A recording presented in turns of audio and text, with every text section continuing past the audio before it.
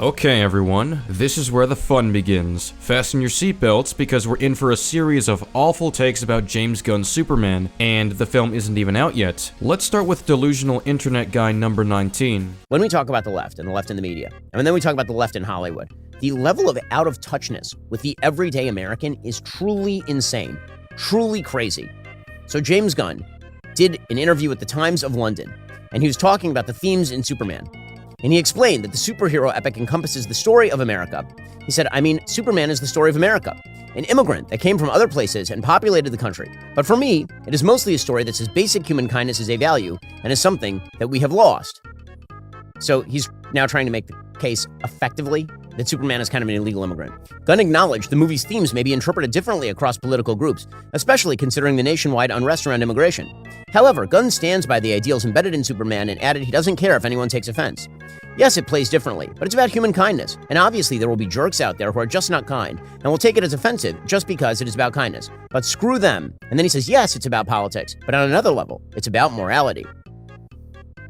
I do not understand the necessity for all of these Hollywood folks to undercut the pitch of their own film before it even comes out. It's insane. I apologize for playing the entirety of that segment, but I felt it was necessary to put his ramblings into context. Now to respond, nothing you've recounted actually harms the film. Yeah, Superman is meant to represent kindness, so James Gunn's messaging reflects that. This is very standard in superhero media that Ben Shapiro claims to be a fan of, such as how Spider-Man is meant to represent responsibility, which would make sense of a director striving for that kind of messaging. It's funny because I often see people defend bad writing by saying there's a theme in the movie, and now I hear Ben Shapiro suggesting bad writing because there's a theme in the movie. They're equally lacking in substance. By the way, David Corenswet did the exact same thing. Corenswet refused to say truth, justice, and the American way in a recent interview. Instead, he said truth, justice, and all that good stuff. Because he doesn't want to say the American way. You're cutting context. You're making it sound like David Cornsweet was attempting to state a variation of the slogan as if it's some kind of dig, but if you actually watch the clip, he's simply listing off numerous values that Superman represents on the spot to make a wider point about his character.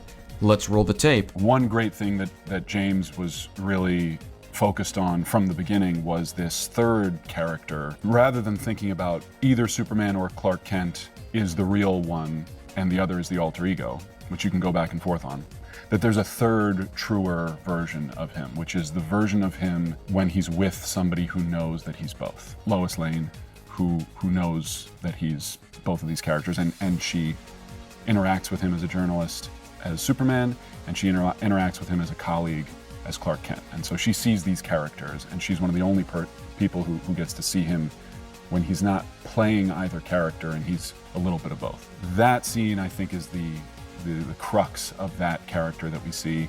And the reality is that when he doesn't have to be Superman, when he doesn't have to be this calm, reassuring presence to the public, when he doesn't have to symbolize safety and security and truth and justice and all those good things, he still feels those values.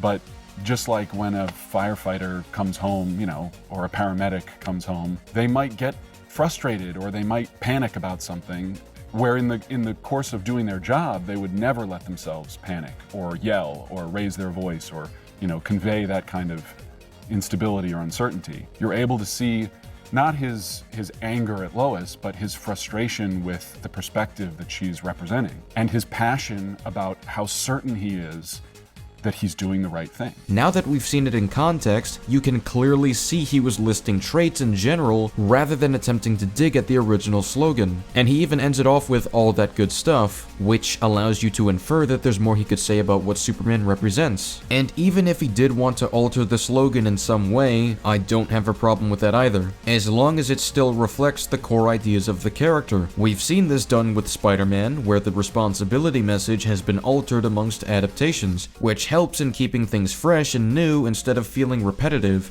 If it can work there, it can work here. The reality that Hollywood is so far to the left that they cannot take a core piece of Americana and just say it's about America? I'm gonna let you in on a poorly kept secret. The American way is an ideal, not a reality. America can either live up to those ideals or fail them, which means that Superman representing the American way does not prove he represents the country as it is. He represents what it should strive for. At least get your facts right before complaining about what Superman is about. This has been a problem since basically after the original Christopher Reeve series. Every single iteration of Superman that's been made since then has avoided truth, justice, and the American way. Clark Kent works for the Daily Planet to fight for the truth. Superman fights for the freedom of his fellow Americans and doesn't declare himself to be judge, jury, and executioner. We see this in Superman vs. the Elite, All-Star Superman, Death of Superman, Superman the Animated Series, Superman and Batman, Public Enemies, and so much more animated bangers.